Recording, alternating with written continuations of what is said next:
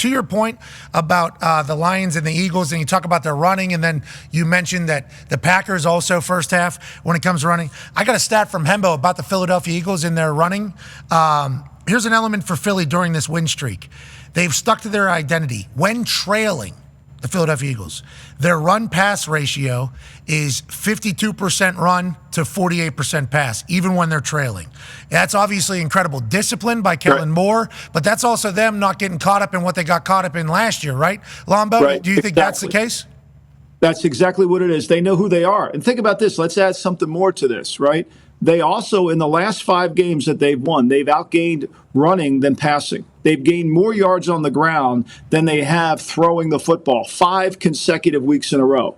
So for all the talk about, well, you can't run the ball, running's a waste of time, they've proven this point. But here's where it gets more interesting. I think, to me, and Chuck can verify this, teams that can run the ball in the red zone, inside the 30, it's the best way to score, right? The way to get in the end zone is through ground transportation, right? It's the best way to score. And this team is really good. Philadelphia is the number 1 team in rushing inside the 30. Detroit's number 2.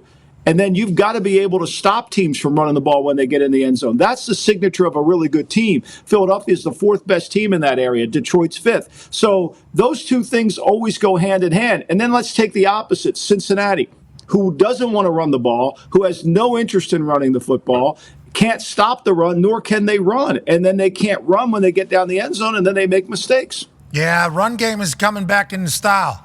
You know, that running back market and everybody was talking about, and the wide receiver market was through the roof. Now it feels like that's about to football. The next couple of years feels like the run game. Offensive linemen, I think, are about to get paid a little bit more from their teams if they instead of letting them go. Let's finish up on the Philadelphia Eagles here. Here's some more stats from Hembo. In 2023, the Eagles had the number 7 scoring offense and the number 30 scoring defense.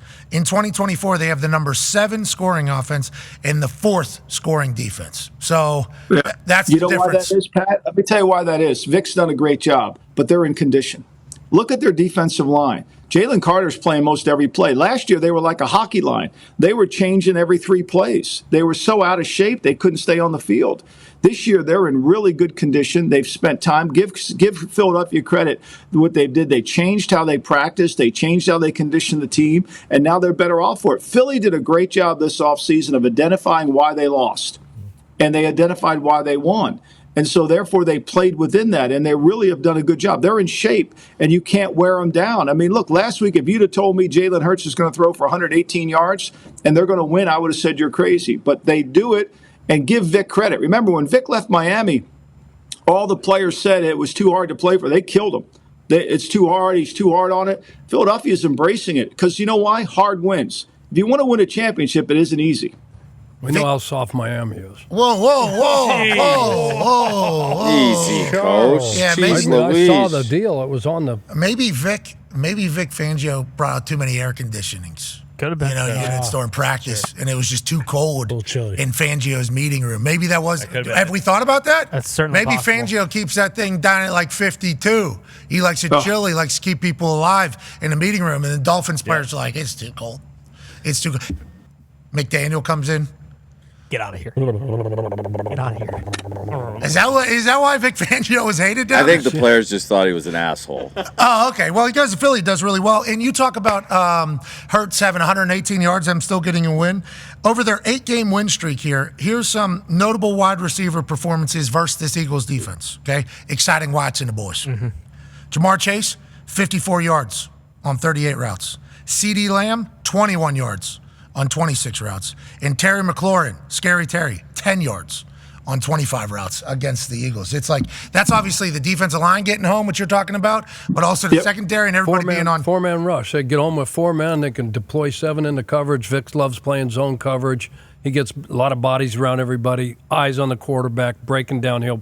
They're probably not playing as many snaps either because they're getting off the field, right, Lombo? So they can run they're running the ball. Look, the best way to play defense in the NFL is play less defense. That's the best way to play defense. And so when you run the ball as much as they do, they eat their clock up. That's why this game tonight, both teams will run the ball. This game tonight will be a 9-possession game. What? You know, they're not going to get many possessions when you run the ball and eat the clock off. And I think that's what makes Philly so good. And look, let's face it, they can throw it down the field when they have to throw it. and they don't play from behind. That's the thing. Even for a team that doesn't score, they got behind Baltimore 10-0. They were able to come back on it and dominate that game. Yeah, even when they're behind, they still run. But also, you got A.J. Brown, you got Goddard, you got weapons. Yeah. Whenever you need it, and if you can run the ball, guess what that does to the box, Chuck? Yep. Makes it heavy. What does that mean on the outside?